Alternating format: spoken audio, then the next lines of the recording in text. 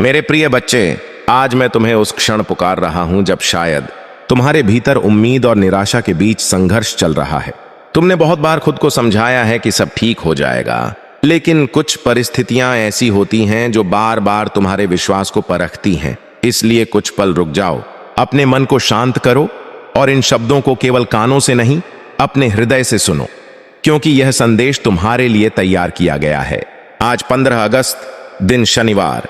मसीह की जय।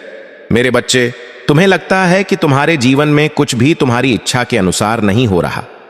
जिस काम के लिए तुमने मेहनत की, उसमें सफलता देर से मिल रही है। जिस रिश्ते के लिए तुमने प्रार्थना की, उसमें परेशानी है। जिस आर्थिक स्थिति को बदलने की कोशिश कर रहे हो, वह अभी भी तुम्हें परेशान कर रही है। लेकिन मेरी बात ध्यान से सुनो। देरी का अर्थ यह नहीं कि तुम्हें भुला दिया गया है। रुको, इस संदेश को अभी आगे मत बढ़ाना। तुम्हारे जीवन में कुछ ऐसी चीजें हैं जिन्हें तुम आज नहीं समझ सकते, लेकिन आने वाला समय तुम्हें उनके पीछे छिपी मेरी योजना दिखाएगा। कभी कभी मैं तुम्हें उस रास्ते से रोकता हूं जिस पर तुम जाना चाहते हो, क्योंकि मैं उस रास्ते को देख रहा हूं जो तुम नहीं देख पा रहे। जो तुम्हें रुकावट लगती है, वह कभी कभी मेरी सुरक्षा भी हो सकती है। मेरे बच्चे, तुम्हारे भीतर एक आदत बन गई है, हर मुश्किल के बाद खुद को दोष देना।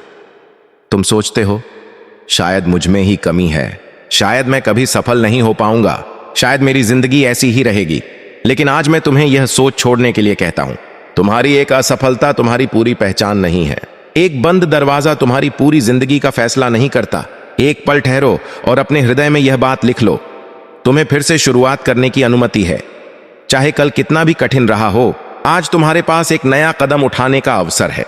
अपने अतीत की गलतियों से सीखो, लेकिन उन्हें अपने भविष्य की जंजीर मत बनने दो। गिरना तुम्हारी हार नहीं, गिरकर हमेशा वहीं पड़े रहना हार है। उठना ही तुम्हारे साहस की शुरुआत है। मैं जानता हूं कि तुम्हारे पास ऐसे सपने हैं जिन्हें तुमने दूसरों से छिपा कर रखा है। शायद तुम्हें डर है कि लोग हंसेंगे, शायद तुम्हें डर है कि फिर असफल हो जाओगे।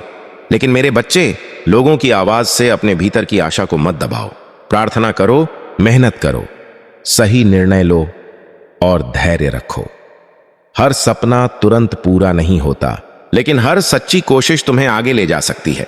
रुको, अब अपने आप से एक वादा करो। आज के बाद अपनी परिस्थितियों को देखकर खुद को छोटा मत समझना। जब धन कम हो, तब भी अपनी आशा को गरीब मत होने देना। जब नौकरी की चिंता हो, तब भी अपना प्रयास मत छोड़ना। जब परिवार में समस्या हो, तब भी प्रेम और धैर्य मत छोड़ना। जब रास्ता कठिन हो, तब भी अपने कदम रोक मत देना। तुम्हारे भीतर अभी वह शक्ति बाकी है जो तुम्हें फिर से उठाकर आगे ले जा सकती है। मेरे बच्चे, जिस दिन तुम्हें लगे कि कोई तुम्हारे साथ नहीं है, उस दिन मेरी ओर देखना। जिस रात तुम्हारी आंखों से आंसू निकले, उन्हें रोकने की आवश्यकता नहीं। मेरे सामने रोना कमजोरी नहीं है। कभी कभी आंसू उस प्रार्थना को व्यक्त कर देते हैं जिसे शब्द व्यक्त नहीं कर पाते। अपने हृदय का बोझ मेरे सामने रखो और फिर सुबह उठकर अपना अगला सही कदम उठाओ। मेरे प्यारे बच्चे, तुम्हारे हृदय की पुकार मैंने सुनी है। तुम अधीर हो, तुम चाहते हो कि हर उत्तर तुरंत मिल जाए, हर समस्या का समाधान क्षण भर में प्रकट हो जाए। परंतु मैं तुमसे सत्य कहता हूं, कुछ उत्तर समय के साथ तुम्हारे भीतर जन्म लेते हैं। ठीक वैसे ही जैसे बीज धरती में दबकर अंकुरित होता है, फिर पौधा बनता है और अंततः वृक्ष बनकर फल देता है। सृष्टि के आरंभ में जब मैंने इस विश्व की रचना की, तो मैंने 7 दिनों में सब कुछ नहीं बनाया। प्रत्येक दिन का अपना उद्देश्य था, प्रत्येक क्षण का अपना महत्व था। मैंने चांद तारों को धीरे धीरे आकार दिया, नदियों को अपना रास्ता खोजने दिया, पहाड़ों को हजारों वर्षों में ऊंचाई पाने दी। क्या तुम सोचते हो कि मैं असमर्थ था कि सब कुछ तुरंत बना दूं? नहीं मेरे बच्चे, मैं चाहता था कि तुम सीखो। सबसे सुंदर चीजें समय लेती हैं। तुम्हारा जीवन भी एक ऐसी ही रचना है। जब तुम किसी उत्तर की प्रतीक्षा करते हो, तो वह प्रतीक्षा व्यर्थ नहीं है। यह वह समय है जब तुम्हारी आत्मा परिपक्व होती है, जब तुम्हारी समझ गहरी होती है, जब तुम उस अनुभव से गुजरते हो जो उस उत्तर को सार्थक बनाता है। जैसे शराब को पुराना होने देना पड़ता है, वैसे ही ज्ञान को भी पकने देना पड़ता है। मैं तुम्हें याकूब की कहानी याद दिलाता हूं। उसने 60 वर्षों तक राहेल के लिए सेवा की और वे वर्ष उसे कुछ दिनों के समान लगे, क्योंकि उसका प्रेम गहरा था। धैर्य प्रेम की परीक्षा है और प्रेम ही सबसे बड़ा सत्य है।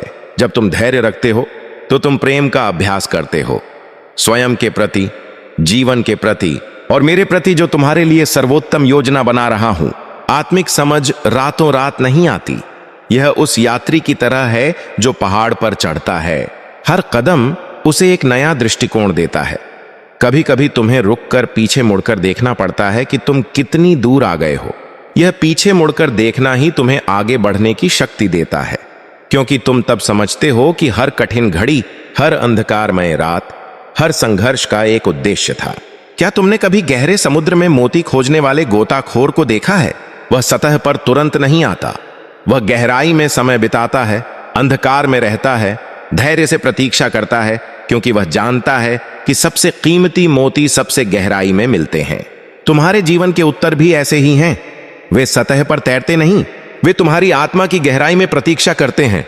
तुम पूछते हो कि मैं कब उत्तर दूंगा। मैं कहता हूं, मैं पहले ही दे रहा हूं, पर तुम उसे पहचान नहीं पा रहे। मेरे उत्तर हमेशा हां या नहीं में नहीं होते। कभी वे प्रतीक्षा करो में होते हैं, कभी अभी नहीं में, कभी इस रास्ते चलो में, और कभी कभी मैं तुम्हें उत्तर स्वयं खोजने देता हूं, क्योंकि खोजना ही शिक्षा है, खोजना ही विकास है। जीवन का अनुभव तुम्हारा सबसे बड़ा शिक्षक है। मैंने तुम्हें जो अनुभव दिए हैं वे तुम्हारी आत्मा के लिए भोजन है। हर कठिनाई तुम्हारे चरित्र को ढालती है, हर सफलता तुम्हारा आत्मविश्वास बढ़ाती है, हर असफलता तुम्हें नम्रता सिखाती है, हर प्रेम तुम्हें कोमलता देता है। ये सभी अनुभव मिलकर उस उत्तर को जन्म देते हैं जिसकी तुम तलाश कर रहे हो। याद रखो, बाइबल में मैंने अपने सेवकों से कहा, स्थिर रहो और जानो कि मैं ईश्वर हूं। स्थिरता का अर्थ है धैर्य। जब तुम अधीर होते हो तो तुम मेरी योजना के आगे भागने की कोशिश करते हो, पर मैं तुमसे कहता हूं, मेरी योजना उत्तम है, मेरा समय सटीक है। मैं वह समय जानता हूं जब तुम तैयार हो जाओगे, और उसी समय मैं तुम्हें उत्तर दूंगा। तुम्हारा जीवन एक अमूल्य चित्र है जो बन रहा है। हर रंग, हर रेखा, हर छाया का महत्व है। यदि तुम चित्र के बीच में रुककर पूछते हो, यह क्या बनेगा, तो मैं कहता हूं, धैर्य रखो मेरे बच्चे। जब चित्र पूरा होगा तुम उसकी सुंदरता देखोगे। उससे पहले केवल विश्वास रखो कि चित्रकार जानता है कि वह क्या बना रहा है। प्राचीन काल में जब मैंने मूसा को अपने लोगों को मिस्र से बाहर लाने का निर्देश दिया तो उसे 40 वर्षों तक जंगल में भटकना पड़ा। क्या मैं उन्हें सीधे मार्ग से नहीं ले जा सकता था? क्या मैं उन्हें क्षण भर में वादा की हुई भूमि तक नहीं पहुंचा सकता था? अवश्य सकता था, परंतु मैं चाहता था कि वे धैर्य सीखें, विश्वास सीखें, एक दूसरे पर निर्भर होना सीखें और मुझ पर पूरा भरोसा करना सीखें। उस जंगल में भटकने के 40 वर्ष उनके चरित्र के लिए वरदान थे, दंड नहीं। तुम भी अपने जीवन के उस जंगल में हो जहां उत्तर तुरंत नहीं मिलते, जहां रास्ता स्पष्ट नहीं दिखता, जहां हर मोड़ नई चुनौती लाता है। पर मैं तुमसे कहता हूं, यह जंगल तुम्हारी शिक्षा का स्थान है। यहां तुम जो सीखते हो वह किसी भी पुस्तक में नहीं मिलता। यहां तुम आत्मा की भाषा सीखते हो, मौन को समझना सीखते हो और मेरी उपस्थिति को अनुभव करना सीखते हो। क्या तुम जानते हो कि सबसे बड़े विचार, सबसे गहरे सत्य, सबसे प्रबल उत्तर कभी शोर में नहीं बल्कि मौन में जन्म लेते हैं? जब यीशु ने जंगल में 40 दिन उपवास किया तो वह उत्तर खोज रहे थे, पर उन्हें उत्तर शोर में नहीं, मौन में मिला। वह मौन जो तुम्हें डराता है वही तुम्हारी आत्मा का उद्गम स्थल है। उस मौन में मैं बोलता हूं और तुम सुनते हो। इसलिए मेरे बच्चे, जब तुम अधीर हो तो मुझे याद करो। जब तुम निराश हो कि उत्तर नहीं मिल रहा तो अपने हृदय की गहराई में झांको। वहां मैं बीज बो रहा हूं जो समय आने पर अंकुरित होगा। वहां मैं उत्तर रख रहा हूं जो सही समय पर प्रकट होगा। धैर्य रखो, क्योंकि जो मूल्यवान है वह समय लेता है, जो स्थायी है वह जल्दी नहीं बनता। मैंने तुम्हें अपनी छवि में बनाया है और मैं अपनी रचना में निरंतरता चाहता हूं। निरंतरता का अर्थ है धैर्य और समर्पण। जैसे सूर्य हर दिन उगता है, बिना जल्दी के, बिना आलस्य के, वैसे ही तुम भी अपने जीवन के हर पहलू में धैर्य के साथ चलो, क्योंकि जब तुम धैर्य के साथ चलते हो तो तुम मेरी लय में चलते हो और मेरी लय सदा उत्तम है। अंत में मैं तुम्हें यह आशीर्वाद देता हूं, तुम्हारी प्रतीक्षा फलवती हो। तुम्हारा धैर्य तुम्हें वह ज्ञान देगा जो केवल समय ही दे सकता है। तुम्हारी आत्मिक समझ गहरी होगी और तुम अपने जीवन के अनुभवों को मेरे दृष्टिकोण से देखोगे। और जब उत्तर अंततः आएगा तो वह केवल एक उत्तर नहीं होगा, वह एक उपहार होगा जो प्रतीक्षा के हर पल को सार्थक कर देगा। मैं तुम्हारे साथ हूं, प्रत्येक क्षण, प्रत्येक सांस में। मेरा प्रेम अटल है, मेरी बुद्धि अपार है और मेरा समय उत्तम है। विश्वास रखो, धैर्य रखो और चुपचाप प्रतीक्षा करो, क्योंकि सुबह की रोशनी उन्हीं के लिए है जो रात का अंधकार सहन कर लेते हैं। मेरे प्यारे बच्चे, तुम अपनी आंखों को देखो, क्या वे किसी और की आंखों की तरह हैं? नहीं। तुम्हारी उंगलियों के निशान को देखो, क्या वे किसी और से मिलते हैं? नहीं। मैंने तुम्हें अद्वितीय बनाया है मेरे बच्चे। हर एक तुम्हारी रचना में सावधानी, प्रेम और उद्देश्य है। फिर तुम दूसरों से अपनी तुलना क्यों करते हो? जब तुम दूसरे की यात्रा को देखते हो तो तुम केवल उसका बाहरी स्वरूप देखते हो, उसकी सफलताएं, उसकी उपलब्धियां, उसकी संपत्ति। पर तुम नहीं देखते कि उसने क्या त्याग किया, कौन कौन सी रातें उसने बिना नींद के बिताई, कितने आंसू उसने बहाए, कितनी बार वह गिरा और उठा। तुम केवल उस वृक्ष को देखते हो जो फल दे रहा है, पर तुम नहीं देखते कि उसकी जड़ें कितनी गहराई में धंसी हैं, कितने तूफानों ने उसे हिलाया, कितने सूखे ने उसे परखा। मैंने तुम्हारे लिए एक अलग रास्ता बनाया है, क्योंकि तुम एक अलग उद्देश्य के लिए बने हो।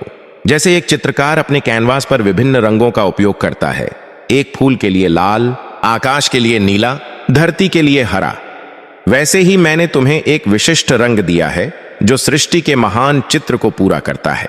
यदि लाल स्वयं को नीले से तुलना करने लगे तो वह अपना महत्व खो देगा, पर जब वह अपने आप में पूर्ण होता है तो पूरा चित्र सुंदर बनता है। आत्मविश्वास उसी से आता है जब तुम समझते हो कि मैंने तुम्हें जानबूझकर बनाया है। मेरी कोई रचना आकस्मिक नहीं है। मैंने तुम्हारी आंखों का रंग, तुम्हारी आवाज की गहराई, तुम्हारे हृदय की धड़कन की गति, सब कुछ सोच समझकर बनाया है। तुम न केवल अद्वितीय हो, तुम आवश्यक हो। इस विश्व को तुम्हारी आवश्यकता है, तुम्हारी विशेषता की, तुम्हारे अस्तित्व की। दाऊद को याद करो, वह अपने भाइयों में सबसे छोटा था, एक साधारण चरवाहा। जब सैमुएल ने उसे राजा चुनने के लिए अभिषेक किया तो उसके अपने पिता ने भी उसे भुला दिया था, पर मैंने उसे देखा, मैंने उसका हृदय देखा, उसका साहस देखा, उसका विश्वास देखा। दूसरों ने उसे छोटा समझा, पर मेरी दृष्टि में वह महान था।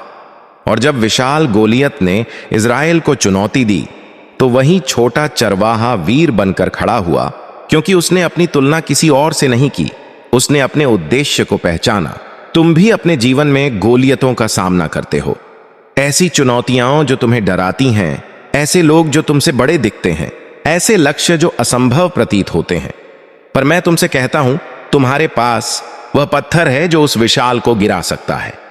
वह पत्थर तुम्हारा विश्वास है, तुम्हारा अद्वितीय कौशल है, तुम्हारी वह खासियत है जो किसी और में नहीं। तुम्हें बस उसे पहचानना है और उस पर भरोसा करना है। संतोष, यह शब्द आज की दुनिया में लुप्त होता जा रहा है। सबको अधिक चाहिए, सबको बेहतर चाहिए, सबको किसी और जैसा बनना है। पर संतोष का अर्थ ठहराव नहीं है, बल्कि यह है कि तुम अपने पास जो है उसकी कद्र करो, जहां हो वहां का आनंद लो और जो हो उसमें पूर्णता देखो। क्योंकि जब तुम संतोष में हो तो तुम खुले हो नए आशीर्वादों के लिए, नए अवसरों के लिए, नई ऊंचाइयों के लिए। याद रखो, जब मैंने यीशु को इस धरती पर भेजा तो वह एक साधारण परिवार में पैदा हुए, एक साधारण बढ़ई के बेटे के रूप में। उन्होंने अपनी तुलना रोमन सम्राटों से नहीं की, यहूदी महायाजकों से नहीं की। उन्होंने अपने उद्देश्य को पहचाना, पिता की इच्छा पूरी करना, और उस उद्देश्य में उन्होंने पूर्ण संतोष पाया। भले ही उनके पास सोने चांदी का कोई खजाना न था, उनके पास रहने को अपना कोई घर न था, उनके पास सत्ता का कोई सिंहासन न था। उनका संतोष उनके उद्देश्य से आया, उनकी संपत्ति से नहीं। तुम्हारा व्यक्तिगत उद्देश्य वह है जो केवल तुम कर सकते हो। कोई और तुम्हारी जगह नहीं ले सकता, कोई और तुम्हारा कार्य नहीं कर सकता, कोई और तुम्हारा संदेश नहीं दे सकता। तुम उस पहेली के वह टुकड़े हो जो केवल तुम ही फिट हो सकते हो। यदि तुम वहां नहीं हो तो चित्र अधूरा है, पहेली असंपूर्ण है, सृष्टि अपूर्ण है। यही तुम्हारा महत्व है, यही तुम्हारा आत्मविश्वास का आधार है। मैंने तुम्हें अपनी प्रतिभाएं दी हैं, कुछ तुम्हें पता है, कुछ तुम अभी खोज रहे हो। वे प्रतिभाएं तुम्हारे उद्देश्य की ओर इशारा करती हैं। जब तुम वह करते हो जिसमें तुम्हें आनंद आता है, जिसमें तुम निपुण हो, जिससे दूसरों की भलाई होती है, तो तुम अपने उद्देश्य के करीब हो। वह आनंद, वह निपुणता, वह सेवा, ये मेरे द्वारा तुम्हें दिए गए संकेत हैं। मैंने तुम्हें जो सपने दिए हैं वे बेतुके नहीं हैं, वे तुम्हारे उद्देश्य की झलक हैं। जब तुम सोचते हो मैं यह कर सकता हूं, तो वह मैं हूं जो तुम्हें बता रहा हूं कि तुम कर सकते हो। जब तुम्हारा हृदय किसी काम के लिए धड़कता है, तो वह मैं हूं जो तुम्हारे भीतर उस काम की आग जला रहा हूं। उस आग को मत बुझने दो, उसे पोषण दो, उसे बढ़ने दो। पर याद रखो, तुम्हारी तुलना किसी और से नहीं हो सकती, क्योंकि तुम्हारा रास्ता अलग है। यीशु ने अपने शिष्यों से कहा, मेरे पीछे आओ। उन्होंने कभी नहीं कहा, उसके पीछे जाओ, जैसे वह कर रहा है। हर शिष्य का अपना अनुभव था, अपनी चुनौतियां थीं, अपनी यात्रा थी। पतरस ने पानी पर चलना सीखा, यूहन्ना ने प्रेम का संदेश लिखा, थॉमस ने संदेह के बावजूद विश्वास पाया। सभी अलग थे, पर सभी मेरे उद्देश्य में एक थे। तुम जहां हो वहीं से शुरू करो, वहीं से जो तुम्हारे पास है, उसी से जो तुम हो। दूसरों की यात्रा को देखकर निराश मत हो। उनकी कहानी तुम्हारी नहीं है। उनका समय, उनके अवसर, उनके संघर्ष सब अलग हैं। यह उतना ही बेतुका है जितना कि एक मछली यह सोचे कि वह पक्षी की तरह क्यों नहीं उड़ सकती, या एक पक्षी यह सोचे कि वह मछली की तरह क्यों नहीं तैर सकता। मैंने प्रत्येक को उसके वातावरण में, उसकी क्षमता में, उसके उद्देश्य में पूर्ण बनाया है। आत्मविश्वास तुम्हारा स्वाभाविक अवस्था होना चाहिए, क्योंकि तुम मेरी रचना हो। तुमने मुझसे जो प्राप्त किया है वही तुम्हारी शक्ति है। जो तुम्हारे भीतर है वह संसार से बड़ा है। डर मत कि तुम पर्याप्त नहीं हो। मैंने तुम्हें पर्याप्त बनाया है। कमी नहीं है तुम में, केवल अभी तक पहचानी नहीं गई है। जो तुम नहीं जानते वह सीखना है। जो तुम नहीं कर सकते वह करना सीखना है। जो तुम नहीं हो वह बनना है। और यह सब उस उद्देश्य की ओर है जो मैंने तुम्हारे लिए रखा है। जब तुम संतोष में हो तो तुम आकर्षित करते हो अच्छे लोग, अच्छे अवसर, अच्छे विचार। असंतोष तुम्हें भटकाता है, अशांत बनाता है और अंधा बना देता है कि तुम्हारे पास क्या है। इसलिए मैं तुमसे कहता हूं, आज जो है उसके लिए आभारी हो जाओ। जो मिला उसके लिए धन्यवाद दो। जो बीत गया उससे सीख लो, और जो आने वाला है उसके लिए तैयार हो जाओ। एक खुले हृदय, एक विश्वासी आत्मा और एक संतुष्ट मन के साथ मेरा आशीर्वाद तुम पर है। आत्मविश्वास का आशीर्वाद, संतोष का आशीर्वाद और अपने अद्वितीय उद्देश्य को जानने का आशीर्वाद। तुम अनमोल हो, तुम्हारा मार्ग अलग है और तुम्हारा अंतिम बिंदु वह है जो केवल तुम ही पहुंच सकते हो। इस ज्ञान के साथ चलो और कोई भी तुम्हें डिगा नहीं सकता। मेरे प्यारे बच्चे, तुम्हारे सामने हर दिन हजारों दरवाजे खुलते और बंद होते हैं, पर तुम उनमें से अधिकांश को देखते ही नहीं, क्योंकि तुम बड़ी चीजों की खोज में हो, बड़े अवसरों की, बड़ी सफलताओं की, बड़े बदलावों की। पर मैं तुमसे कहता हूं, जिस अवसर को तुम छोटा समझ रहे हो वही तुम्हारे जीवन का बड़ा मोड़ बन सकता है। क्या तुमने कभी सरसों के बीज को देखा है? यह सबसे छोटा बीज है, इतना छोटा कि अक्सर नजरअंदाज कर दिया जाता है। पर जब यह धरती में पड़ता है, पानी पाता है, सूरज की रोशनी पाता है, तो यह सबसे बड़ा पौधा बनता है।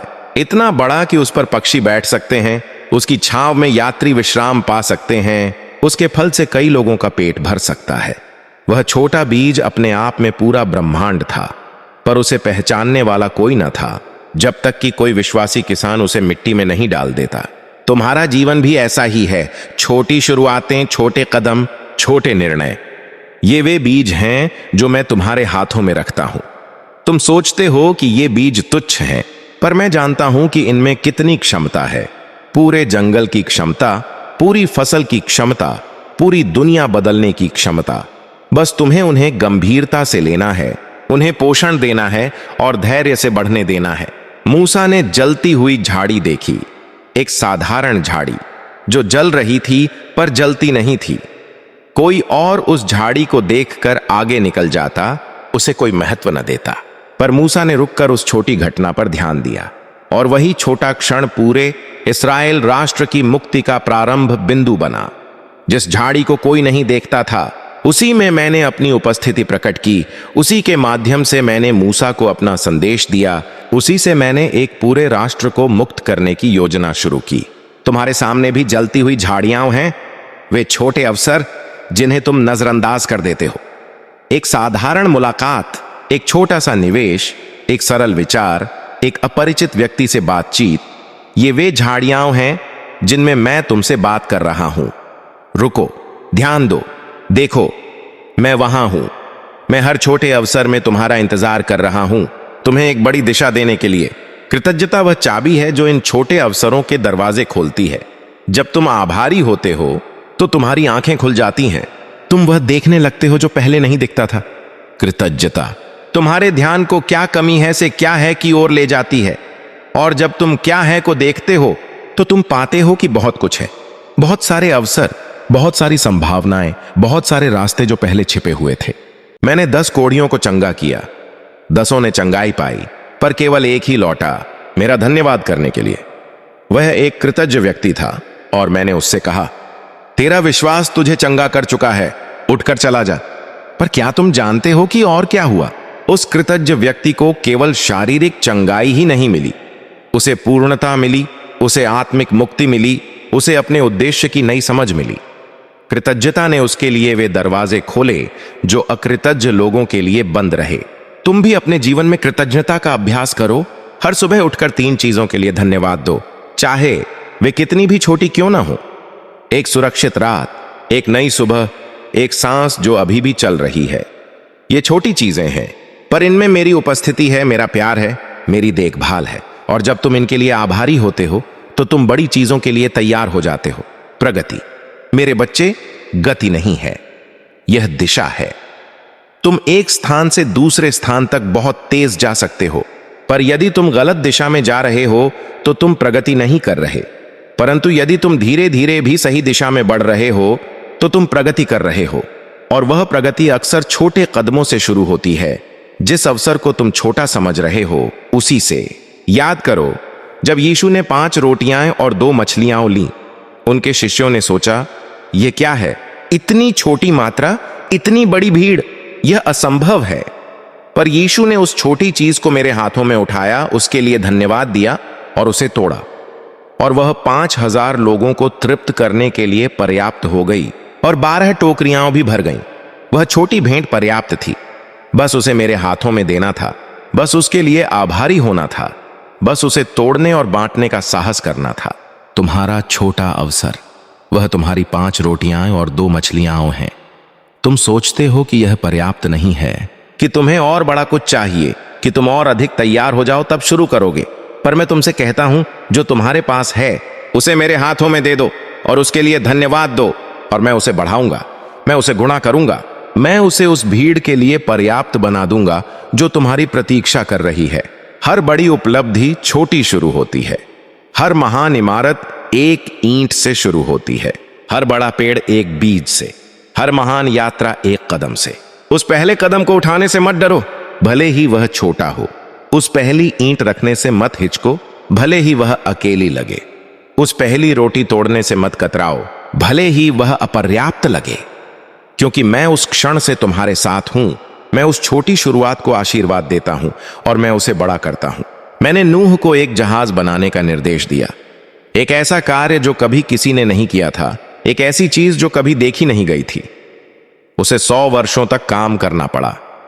क्या उसने पहले दिन पूरा जहाज बना लिया? नहीं, उसने पहले दिन एक तख्ता रखा, फिर दूसरा, फिर तीसरा। धीरे धीरे तख्ते दीवार बने, दीवारें डेक बनी, डेक जहाज बना, और अंत में जब बाढ़ आई तो वह जहाज पूरा था, क्योंकि वह हर दिन के उस छोटे कदम पर विश्वास करता था, हर तख्ते के महत्व को समझता था, हर दिन की प्रगति को मेरा आशीर्वाद मानता था।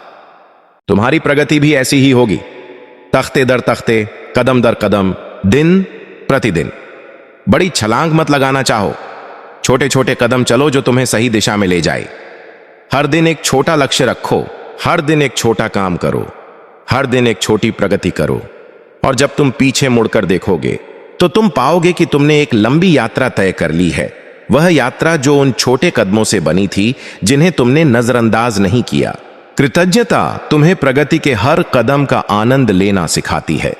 जब तुम केवल अंतिम लक्ष्य को देखते हो तो तुम रास्ते की सुंदरता को भूल जाते हो, पर जब तुम प्रत्येक कदम के लिए आभारी होते हो तो तुम पाते हो कि यात्रा ही गंतव्य है।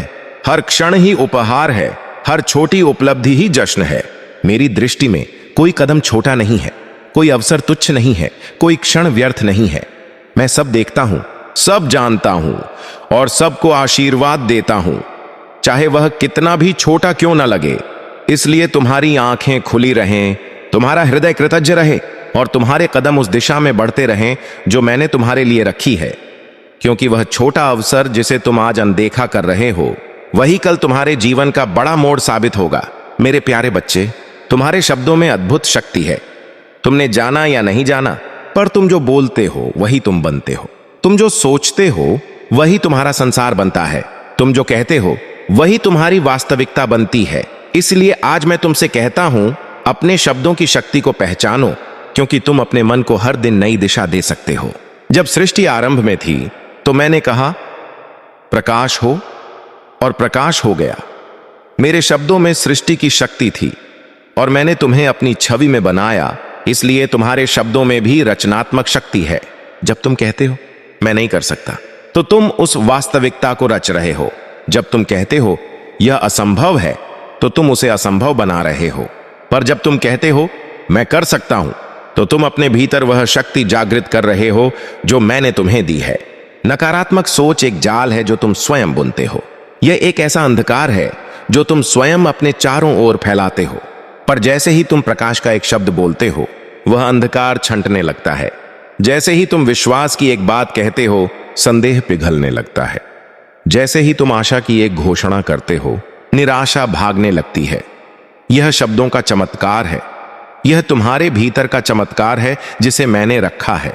यीशु ने कहा, यदि तुम्हें राई के दाने के बराबर भी विश्वास हो, तो तुम इस पहाड़ से कह सकते हो यहां से हटकर वहां चला जा, और वह हट जाएगा। विश्वास के शब्दों में कितनी शक्ति है। वे पहाड़ों को हिला सकते हैं, समुद्रों को चीर सकते हैं, अंधकार को भगा सकते हैं। और वह विश्वास तुम्हारे भीतर है। तुम्हें बस उसे बोलना है, उसे जगाना है, उसे प्रकट करना है। पर शब्दों की शक्ति केवल बाहर की ओर नहीं है, यह भीतर की ओर भी है। जब तुम अपने मन से बात करते हो, तो तुम उसे दिशा दे रहे हो। तुम्हारा मन एक बगीचे की तरह है, जो तुम बोओगे वही उगेगा। यदि तुम चिंता के बीज बोओगे, तो चिंता का जंगल उगेगा। यदि तुम डर के बीज बोओगे, तो डर के कांटे उगेंगे। पर यदि तुम विश्वास के बीज बोओगे, तो विश्वास का पेड़ उगेगा जो फल देगा। यदि तुम आशा के बीज बोओगे, तो आशा का फूल खिलेगा जो सुगंध देगा। आत्म अनुशासन वह पानी है जिससे तुम अपने मन के इस बगीचे को सींचते हो। यह वह नियम है जो तुम अपने विचारों पर लगाते हो। यह वह निर्णय है कि तुम क्या सोचोगे और क्या नहीं सोचोगे, क्या कहोगे और क्या नहीं कहोगे, क्या करोगे और क्या नहीं करोगे। आत्म अनुशासन के बिना तुम्हारे विचार बेतरतीब हो जाते हैं, तुम्हारी बातें बिखर जाती हैं, तुम्हारे कार्य असंगत हो जाते हैं। पर अनुशासन के साथ तुम्हारा मन एक सुव्यवस्थित उद्यान बनता है, सुंदर, फलदार और मन को शांति देने वाला। मैंने अपने सेवक सुलेमान को ज्ञान दिया और उसने कहा, तू अपने मन की रक्षा कर, क्योंकि जीवन के सोते उसी से फूटते हैं।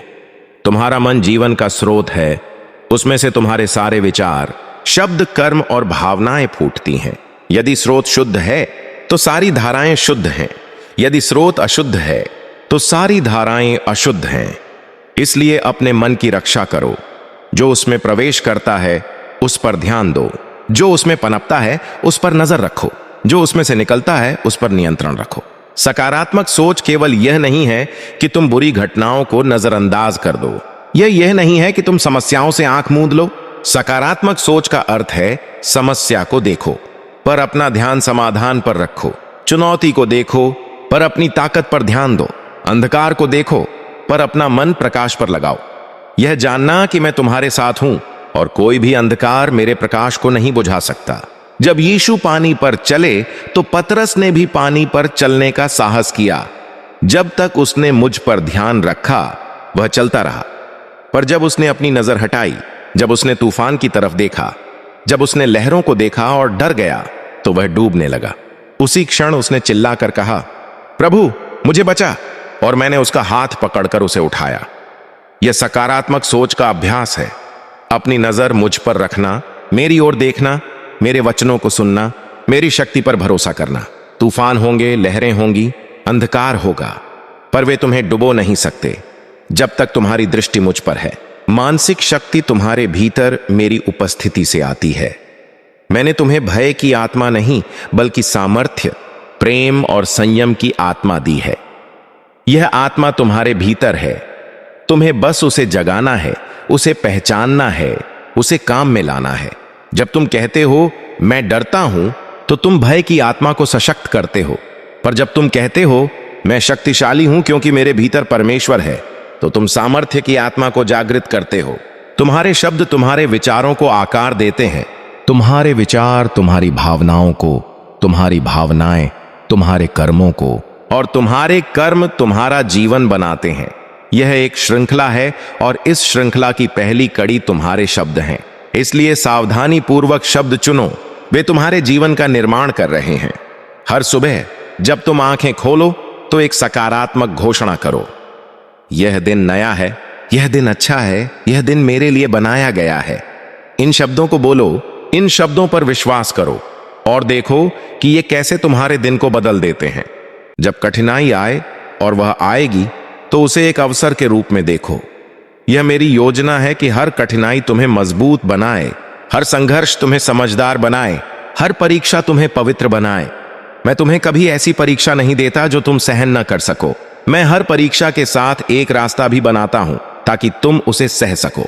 वह रास्ता शायद तुम्हारे शब्दों में है, तुम्हारे विचारों में है, तुम्हारे भीतर मेरी शक्ति में है। आत्म अनुशासन का अर्थ है अपनी भाषा पर नियंत्रण रखना, अपनी वाणी को इस तरह से प्रशिक्षित करना कि वह जीवन दे, मृत्यु नहीं। जब कोई तुम्हें चोट पहुंचाए तो बदले में चोट मत दो, आशीर्वाद दो। जब कोई तुम्हें सताए तो प्रार्थना करो। जब कोई तुम्हें धोखा दे तो उसे क्षमा करो। यह आत्म अनुशासन का उच्चतम रूप है, और यह वही है जो यीशु ने सिखाया, वही है जो मैं तुमसे चाहता हूं। तुम सोचते हो कि तुम अपने मन को नियंत्रित नहीं कर सकते, पर तुम कर सकते हो। मैंने तुम्हें वह स्वतंत्रता दी है, वह सामर्थ्य दी है। तुम अपने विचारों का चुनाव कर सकते हो, तुम अपने शब्दों का चुनाव कर सकते हो, तुम अपनी प्रतिक्रियाओं का चुनाव कर सकते हो। यह चुनाव की शक्ति ही तुम्हारी सबसे बड़ी शक्ति है। कोई भी तुम्हें बुरा सोचने के लिए विवश नहीं कर सकता, यह तुम्हारा चुनाव है। कोई भी तुम्हें बुरा बोलने के लिए बाध्य नहीं कर सकता, यह तुम्हारा चुनाव है। कोई भी तुम्हें हार मानने को मजबूर नहीं कर सकता, यह तुम्हारा चुनाव है। मैंने तुम्हें जीवन और मृत्यु के सामने रखा है, आशीर्वाद और श्राप, और मैं कहता हूं जीवन को चुनो। उन शब्दों को चुनो जो जीवन देते हैं, उन विचारों को चुनो जो जीवन बढ़ाते हैं, उन कर्मों को चुनो जो जीवन फैलाते हैं। यह चुनाव हर दिन होता है, हर पल होता है, हर सांस में होता है। और जब तुम जीवन को चुनते हो तो तुम मुझे चुनते हो, क्योंकि मैं जीवन हूं, प्रकाश हूं और सत्य हूं। इसलिए आज अपने शब्दों को देखो, वे क्या कह रहे हैं। अपने विचारों को देखो, वे किस दिशा में जा रहे हैं। अपने मन की आवाज सुनो, वह क्या बोल रही है। यदि वह विश्वास की नहीं है तो उसे बदल दो। यदि वह आशा की नहीं है तो उसे सुधार दो। यदि वह प्रेम की नहीं है तो उसे फिर से लिख दो, क्योंकि तुम अपने मन के मालिक हो, उसके दास नहीं। तुम उसे वह दिशा दे सकते हो जो तुम चाहते हो, मेरी सहायता से, मेरी शक्ति से, मेरे प्रेम से। और याद रखो, किसी भी दिन, किसी भी पल तुम एक नई शुरुआत कर सकते हो। एक नया शब्द बोलो, एक नया विचार सोचो, एक नई दिशा चुनो। मेरी कृपा हर सुबह नई है और तुम्हारी मानसिक शक्ति भी नवीनीकृत होती है। उठो, अपनी आवाज उठाओ और घोषणा करो, यह वह दिन है जिसे प्रभु ने बनाया है, मैं इसमें आनंदित और मग्न होऊंगा। मेरे प्यारे बच्चे, तुम्हारे आसपास के लोग, वे तुम्हारे जीवन की नदी की धारा हैं। जैसे एक नदी अपने साथ मिट्टी, पत्थर और पत्तियां बहा ले जाती है, वैसे ही तुम्हारी संगति तुम्हारे विचारों, भावनाओं और निर्णयों को प्रभावित करती है। इसलिए सावधान रहो कि तुम किसके साथ नदी की यात्रा कर रहे हो, क्योंकि सही संगति तुम्हारी सोच बदल सकती है और गलत संगति तुम्हारी दिशा। मैंने सृष्टि के प्रारंभ में कहा, मनुष्य का अकेला रहना अच्छा नहीं है, इसलिए मैंने तुम्हें संगति दी। परिवार, मित्र, समुदाय, संगति। तुम अकेले नहीं हो और न ही अकेले बने हो। तुम एक दूसरे के पूरक हो, एक दूसरे के सहायक हो, एक दूसरे के शिक्षक हो। पर इस संगति का चुनाव सावधानी से करो, क्योंकि जो तुम्हारे सबसे निकट हैं वे तुम्हें सबसे अधिक प्रभावित करेंगे। जब लूत ने सदोम को चुना तो उसने केवल एक शहर नहीं चुना, उसने एक ऐसी संस्कृति चुनी, एक ऐसी जीवन शैली चुनी, एक ऐसा माहौल चुना जिसने अंततः उसे और उसके परिवार को बहुत पीड़ा दी। सदोम में रहते हुए उसकी सोच धीरे धीरे बदली, उसके मूल्य धुंधले हो गए, उसकी आत्मा संक्रमित हो गई। अंततः जब मैंने उसे बचाया तो उसके दामादों ने मेरी बात नहीं मानी। उसकी पत्नी ने पीछे मुड़कर देखा और वह स्वयं एक गुफा में रहने लगा। सदोम की संगति ने उसके परिवार को नष्ट कर दिया। इसके विपरीत दाऊद के साथ योनाथन की संगति देखो। योनाथन राजा का बेटा था, सिंहासन का उत्तराधिकारी, पर उसने दाऊद को अपने से बड़ा देखा। उसने दाऊद के साथ वाचा बांधी, उसकी रक्षा की, उसका साहस बढ़ाया और उसे राजा बनने के लिए प्रोत्साहित किया। यह सही संगति थी जिसने दाऊद को उसके उद्देश्य की ओर बढ़ाया, उसे निराशा में नहीं डुबोया बल्कि विश्वास में खड़ा किया। योनाथन जैसे मित्र तुम्हें देवदूतों की तरह ऊपर उठाते हैं, तुम्हारी आंखों को नई रोशनी देते हैं, तुम्हारे कदमों को नई दिशा देते हैं। सही संगति के लक्षण क्या हैं? वे लोग जो तुम्हें मेरी ओर खींचते हैं, न कि मुझसे दूर। वे लोग जो तुम्हारी प्रतिभाओं को पहचानते हैं और उन्हें प्रोत्साहित करते हैं। वे लोग जो तुम्हारी कमजोरियों को स्वीकार करते हैं पर तुम्हें उनसे परिभाषित नहीं होने देते। वे लोग जो तुमसे सच बोलते हैं भले ही वह कठिन हो, क्योंकि वे तुम्हारी भलाई चाहते हैं। वे लोग जो तुम्हारे साथ रोते हैं और तुम्हारे साथ हंसते हैं, जो तुम्हारी पूरी यात्रा को महत्व देते हैं, न कि केवल तुम्हारी सफलताओं को। और गलत संगति के लक्षण, वे लोग जो तुम्हें नीचे खींचते हैं, तुम्हारी ऊर्जा चूसते हैं, तुम्हारे विश्वास को कमजोर करते हैं। वे लोग जो तुम्हारी गलतियों को याद रखते हैं और उन्हें तुम्हारे सामने बार बार लाते हैं। वे लोग जो तुम्हारे सपनों को बेतुका कहते हैं, तुम्हारे प्रयासों को व्यर्थ बताते हैं, तुम्हारी आशाओं को मूर्खता कहते हैं। वे लोग जो तुम्हें संदेह, भय, निराशा, चिंता, इन जहरीली भावनाओं में डुबोते हैं, इनसे दूर भागो जैसे तुम आग से दूर भागते हो, क्योंकि ये तुम्हारी आत्मा को जला देंगे। विवेक, यह वह बुद्धि है जो सही और गलत में अंतर करती है, जो अच्छी और बुरी संगति में फर्क पहचानती है। यह वह आंतरिक आवाज है जो मैंने तुम्हारे भीतर रखी है, जो तुम्हें चेतावनी देती है जब कोई रास्ता खतरनाक है, जो तुम्हें प्रोत्साहित करती है जब कोई रास्ता सही है। विवेक तुम्हारी आत्मा का कंपास है, उसे सुनो, उसका अनुसरण करो, उसे अनदेखा मत करो, क्योंकि मैं अक्सर उसी के माध्यम से तुमसे बात करता हूं। पर विवेक केवल अंतर्ज्ञान नहीं है, यह एक कौशल है जो अभ्यास से बढ़ता है। जितना अधिक तुम मेरे वचन को पढ़ते हो, मेरी बातों को सुनते हो, मेरे मार्गों को चलते हो, उतना ही तुम्हारा विवेक तीव्र होता जाता है। यह उस संगीतकार की तरह है जो बार बार अभ्यास करके स्वरों को पहचानना सीखता है। वह एक गलत स्वर को तुरंत पकड़ लेता है क्योंकि उसका कान प्रशिक्षित है। वैसे ही तुम्हारा विवेक प्रशिक्षित होता है। जब तुम बार बार मेरी सच्चाई के संपर्क में आते हो तो तुम झूठ को तुरंत पहचान लेते हो, धोखे को तुरंत भांप लेते हो, गलत दिशा को तुरंत देख लेते हो। चरित्र निर्माण यह संगति और विवेक का फल है। जैसे एक मिट्टी के बर्तन को कुम्हार के हाथों में आकार मिलता है, वैसे ही तुम्हारा चरित्र तुम्हारे द्वारा चुनी गई संगति और तुम्हारे द्वारा सुने गए विवेक के अनुसार ढलता है। अच्छी संगति से तुम अच्छे गुण सीखते हो, दया, सच्चाई, धैर्य, क्षमा। बुरी संगति से तुम बुरी आदतें सीखते हो, झूठ, छल, क्रोध, स्वार्थ। और यह सीखना धीरे धीरे होता है पर अटल होता है, क्योंकि जो तुम बार बार देखते हो, सुनते हो और करते हो, वही तुम बन जाते हो। इसलिए सावधानी से चुनो कि तुम किसके साथ समय बिताते हो। क्या वे लोग तुम्हें मुझसे करीब लाते हैं या दूर ले जाते हैं? क्या वे तुम्हारे विश्वास को बढ़ाते हैं या घटाते हैं? क्या वे तुम्हारे अच्छे गुणों को निकालते हैं या बुरे गुणों को? क्या वे तुम्हें अपने उद्देश्य की ओर बढ़ाते हैं या भटकाते हैं? ये वे प्रश्न हैं जो तुम्हें हर रिश्ते के लिए पूछने चाहिए, क्योंकि हर रिश्ता तुम्हारे चरित्र पर एक छाप छोड़ता है। हर बातचीत तुम्हारी आत्मा पर एक प्रभाव डालती है। मैंने सुलेमान को ज्ञान दिया और उसने कहा, जो बुद्धिमानों के साथ चलता है वह बुद्धिमान होता है, पर जो मूर्खों का साथी बनता है वह नाश होता है। यह एक सरल सत्य है, पर इसका पालन करना सरल नहीं, क्योंकि कभी कभी मूर्खता आकर्षक लगती है, गलत संगति मनोरंजक लगती है और सही संगति उबाऊ लगती है। पर देखो मेरे बच्चे, आकर्षक मूर्खता अंततः विषैली होती है, मनोरंजक गलत संगति अंततः खाली होती है और उबाऊ लगने वाली सही संगति अंततः जीवनदायी होती है। यीशु ने 12 शिष्य चुने और उनमें से एक था यहूदा। उसकी संगति ने यीशु को नहीं बदला, पर यीशु की संगति यहूदा को बदल सकती थी। यदि उसने अपना विवेक खोला होता, यदि उसने अपना हृदय बदला होता, यदि उसने सही दिशा चुनी होती। पर यहूदा ने गलत संगति, लोभ, स्वार्थ, असंतोष को अपने भीतर बसने दिया और अंततः उसने सब कुछ खो दिया। यह तुम्हारे लिए एक चेतावनी है। कोई भी संगति, चाहे वह कितनी भी पवित्र क्यों ना हो, तुम्हें नहीं बदल सकती जब तक तुम स्वयं नहीं बदलना चाहते। तुम्हारा चरित्र तुम्हारी जिम्मेदारी है, पर अच्छी संगति उसे सुगम बनाती है। चरित्र निर्माण में सबसे बड़ा सत्य यह है, तुम वही हो जो तुम अपने आसपास रखते हो। यदि तुम अपने आसपास सच्चाई रखते हो तो तुम सच्चे बनोगे। यदि तुम प्रेम रखते हो तो प्रेमी बनोगे। यदि तुम विश्वास रखते हो तो विश्वासी बनोगे। और यदि तुम संदेह, भय, झूठ और स्वार्थ रखते हो तो वही बनोगे। यह अपरिहार्य है।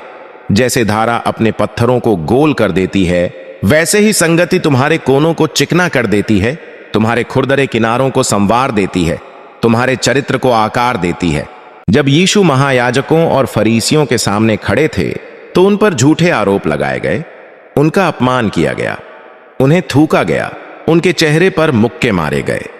पर उनके भीतर की शांति, वह कभी डगमगाई नहीं। उन्होंने अपनी शांति नहीं बेची, न सच्चाई के बदले, न स्वीकृति के बदले, न बचने के बदले। वे शांत खड़े रहे, क्योंकि वे जानते थे कि वे कौन हैं, वे किसके हैं और वे क्यों आए हैं। यही आत्मसम्मान है, यह जानना कि तुम मेरी छवि में बने हो, मेरे उद्देश्य से भरे हो, मेरे प्रेम से सुरक्षित हो।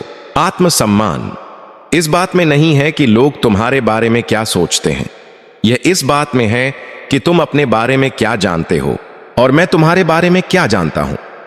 मैं तुम्हारे हृदय को देखता हूं, तुम्हारे संघर्षों को, तुम्हारी कोशिशों को, तुम्हारी ईमानदारी को। मैं तुम्हारी कमजोरियों को जानता हूं, पर तुम्हारी ताकत को भी। मैं तुम्हारी गलतियों को जानता हूं, पर तुम्हारी क्षमता को भी।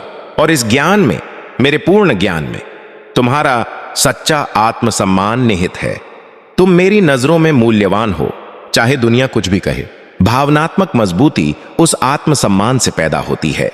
जब तुम जानते हो कि तुम कौन हो, तो कोई शब्द तुम्हें नहीं हिला सकता। जब तुम जानते हो कि तुम किसके हो, तो कोई राय तुम्हें नहीं डिगा सकती। जब तुम जानते हो कि तुम्हारा मूल्य क्या है, तो कोई आलोचना तुम्हें चोट नहीं पहुंचा सकती। यह वह दृढ़ता है जो पहाड़ की तरह अटल है। बाहर से तूफान आते हैं, पर भीतर शांति बनी रहती है। बाहर से आवाजें आती हैं, पर भीतर मेरी आवाज स्पष्ट रहती है। तुम्हारी आंतरिक शांति तुम्हारा सबसे बड़ा खजाना है। यह वह लंगर है जो तुम्हें जीवन के तूफानों में स्थिर रखता है। जब समुद्र गरजता है, जब लहरें ऊंची उठती हैं, जब हवा चिल्लाती है, तो लंगर जहाज को डूबने नहीं देता। वैसे ही तुम्हारी आंतरिक शांति तुम्हें डूबने नहीं देती। चाहे बाहर कितना भी कोलाहल हो, चाहे लोग कितनी भी बुरी बातें कहें, चाहे परिस्थितियां कितनी भी प्रतिकूल क्यों न हो, वह शांति मेरी ओर से है और मैं शांति का दाता हूं, अशांति का नहीं। पर तुम्हारी शांति को चुराने वाले बहुत हैं। वे लोग जो तुम्हें अपनी राय देते हैं, चाहे तुमने मांगी हो या नहीं। वे लोग जो तुम्हारी तुलना दूसरों से करते हैं, तुम्हारी कमियां गिनाते हैं, तुम्हारी गलतियां याद दिलाते हैं। वे लोग जो तुम्हारे सपनों को मूर्खता कहते हैं, तुम्हारे प्रयासों को व्यर्थ बताते हैं, तुम्हारी उम्मीदों को बचकाना समझते हैं, ये सब तुम्हारी शांति को लूटने वाले हैं। इनसे सावधान रहो। इनकी बातों को अपने हृदय में प्रवेश मत दो। इनकी राय को अपने मन में बसने मत दो। इनके शब्दों को अपनी आत्मा पर असर करने मत दो।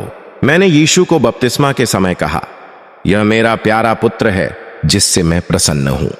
यही वह आवाज है जो तुम्हें सुननी चाहिए, मेरी आवाज, दुनिया की नहीं।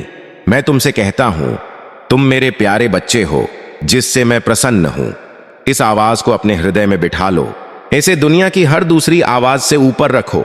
जब कोई तुम्हें नीचा दिखाए तो मेरी आवाज सुनो, तुम महान हो।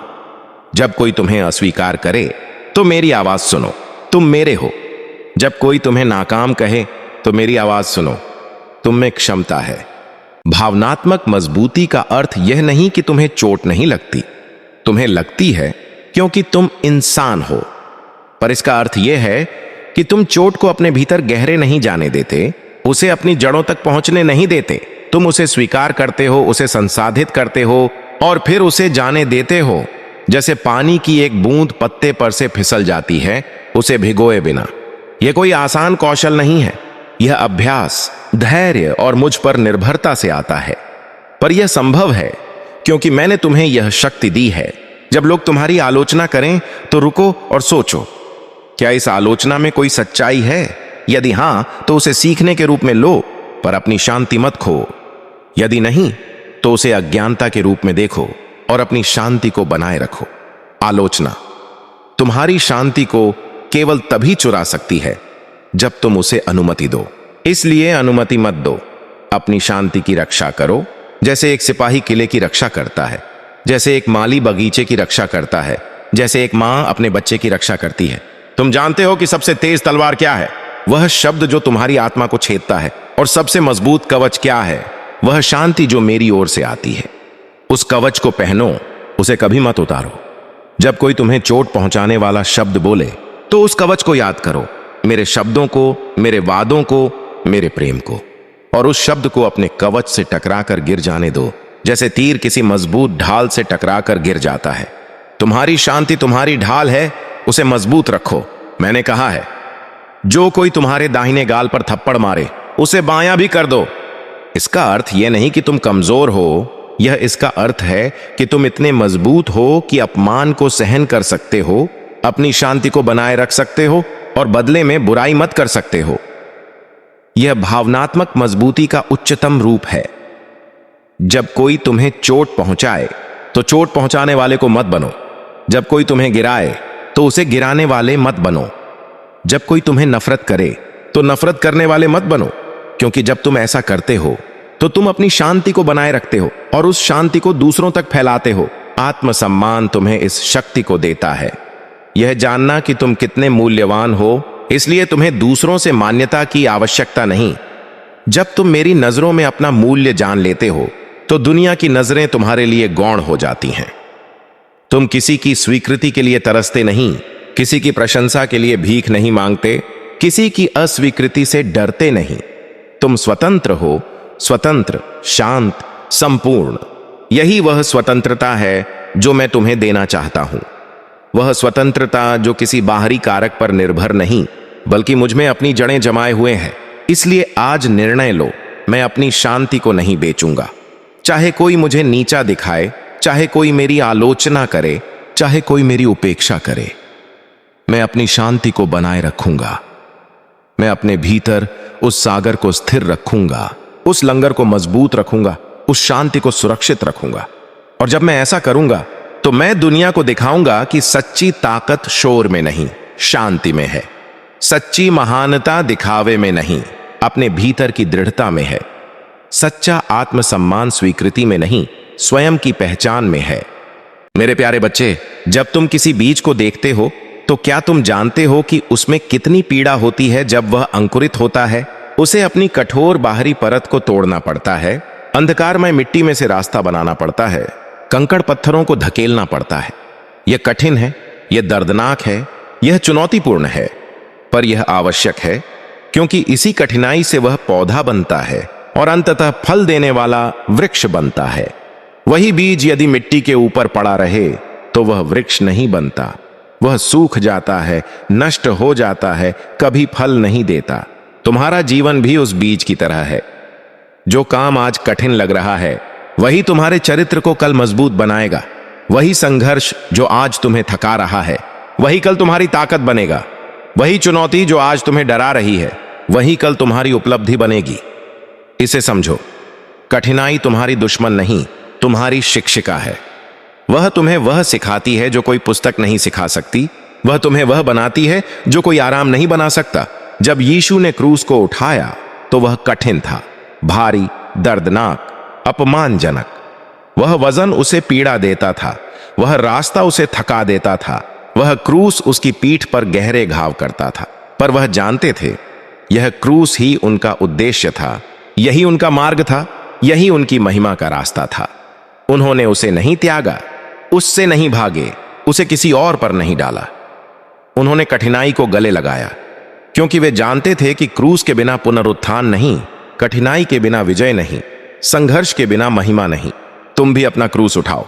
वह कठिन काम, वह मुश्किल चुनौती, वह कठोर अनुशासन, इसे मत टालो, इसे मत छोड़ो, इससे मत भागो, इसे गले लगाओ, इसे स्वीकार करो, इसके माध्यम से बढ़ो, क्योंकि यही वह क्रूस है जो तुम्हारे चरित्र को गढ़ेगा, तुम्हारी आत्मा को मजबूत करेगा, तुम्हारे व्यक्तित्व को निखारेगा।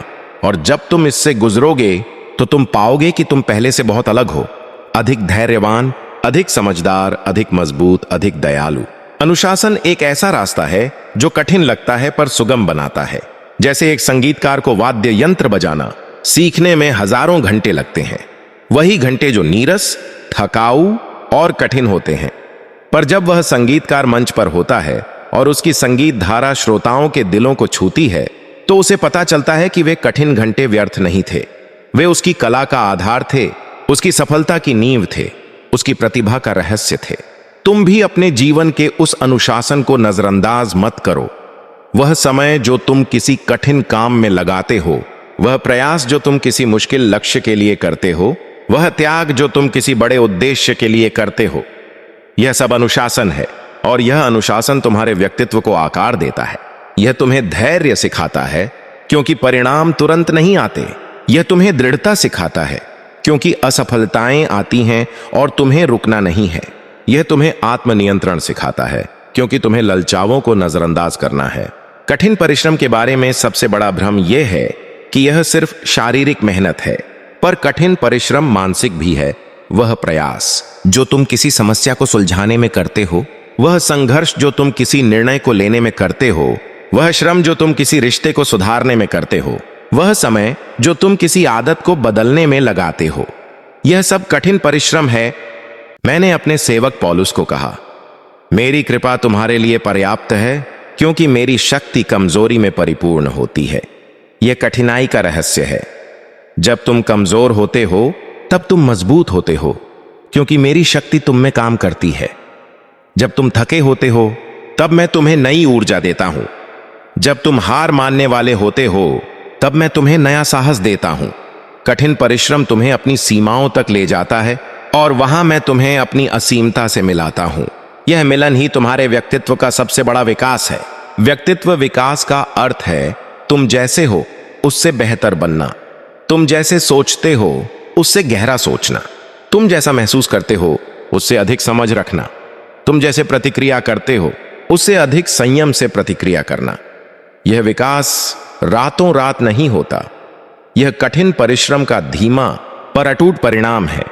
यह उस कुम्हार की तरह है जो मिट्टी को बार बार गूंथता है, बार बार आकार देता है, बार बार आग में तपाता है, जब तक कि वह बर्तन सबसे सुंदर, सबसे मजबूत, सबसे उत्तम नहीं बन जाता। तुम वह मिट्टी हो और मैं कुम्हार हूं, पर मैं अकेले नहीं काम करता। तुम्हें भी अपना हिस्सा करना है। तुम्हें अपने आप को मेरे हाथों में सौंपना है, अपनी जिद्दीपन को छोड़ना है, अपनी पुरानी आदतों को तोड़ना है, अपनी नई दिशा को स्वीकार करना है। यह कठिन है, क्योंकि मिट्टी को गूंथना दर्द देता है, बर्तन को आग में तपाना पीड़ा देता है, पर यह आवश्यक है, क्योंकि इसी प्रक्रिया से तुम उत्तम बनते हो, इसी कठिनाई से तुम संपूर्ण बनते हो, इसी परिश्रम से तुम अपने पूरे व्यक्तित्व को प्रकट करते हो। याद रखो, जो चीज आसान है वह शायद तुम्हें बदले नहीं, जो चीज कठिन है वही तुम्हें बदलती है। इसलिए कठिनाई को गले लगाओ, अनुशासन को अपनाओ और परिश्रम को अपना मंत्र बनाओ, क्योंकि जब तुम ऐसा करते हो तो तुम वह बनते हो जो मैंने तुम्हें बनने के लिए बनाया है, मजबूत, बुद्धिमान, दयालु और अपने उद्देश्य में पूर्ण। मैं तुम्हें आशीर्वाद देता हूं, अनुशासन की शक्ति, कठिन परिश्रम की दृढ़ता और व्यक्तित्व विकास की निरंतर यात्रा, क्योंकि तुम अपूर्ण हो पर पूर्णता की ओर बढ़ रहे हो, और वह बढ़ना ही तुम्हारी सबसे बड़ी उपलब्धि है। मेरे प्यारे बच्चे, तुम क्या सोचते हो? एक समृद्ध जीवन क्या है? क्या वह बड़ा घर है? क्या वह बैंक में बहुत सारा पैसा है? क्या वह कई कारें हैं? क्या वह महंगे कपड़े और नामी खाना है? मैं तुमसे सच कहता हूं, ये सब चीजें नहीं हैं। ये केवल बाहरी लक्षण हैं जो कभी कभी आते हैं और कभी कभी चले जाते हैं। सच्ची समृद्धि वह है जिसमें दिल संतुष्ट और हाथ दूसरों की मदद के लिए खुले हों। यही वह समृद्धि है जो कभी समाप्त नहीं होती। यही वह संपत्ति है जो चोरी नहीं हो सकती। यही वह धन है जो जंग लगता नहीं। जब मैंने सुलेमान को ज्ञान और धन दिया तो वह इतना समृद्ध हो गया कि उसके राज्य में चांदी को पत्थरों की तरह गिना जाने लगा। पर क्या तुम जानते हो कि उसकी सबसे बड़ी समृद्धि क्या थी? वह उसका हृदय था, जिसने मंदिर बनवाया, एक ऐसा स्थान जहां सभी लोग परमेश्वर की उपासना कर सकें। उसने अपनी संपत्ति मेरे लिए, लोगों के लिए, आने वाली पीढ़ियों के लिए खर्च की। उसके हाथ खुले थे, उसका हृदय संतुष्ट था। यही उसकी सच्ची समृद्धि थी, उसके सोने चांदी से भी बड़ी।